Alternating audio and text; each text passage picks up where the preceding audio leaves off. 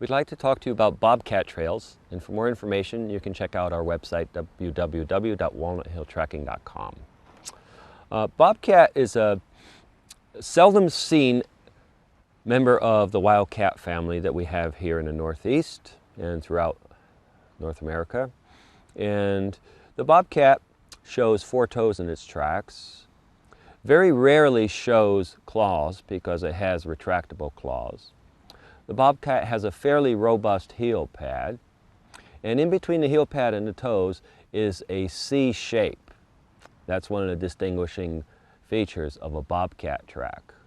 Another thing that you look for in a bobcat track is asymmetry of the toes and the heel pad. Sometimes it looks almost like the toes and the heel pad are pointing in different directions.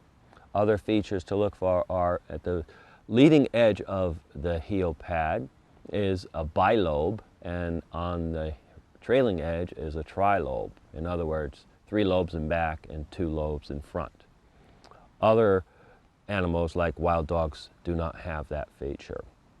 The bobcat is a very efficient mover, and when it's moving around the landscape, it prefers to move in a walk.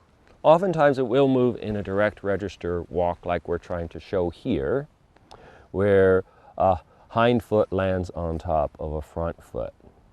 And a bobcat, when it's walking, has an extremely variable stride that it can do. It can go anywhere from about 11¼ inches to 25 or 26 inches, but on average it's going to be somewhere around 14½ to 16½ inches in between these steps on the ground.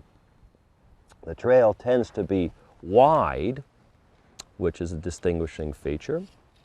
And if we look at the trail width of this particular example that we've laid out here, it should be fairly typical, about 4½ inches almost, a little over 4 inches.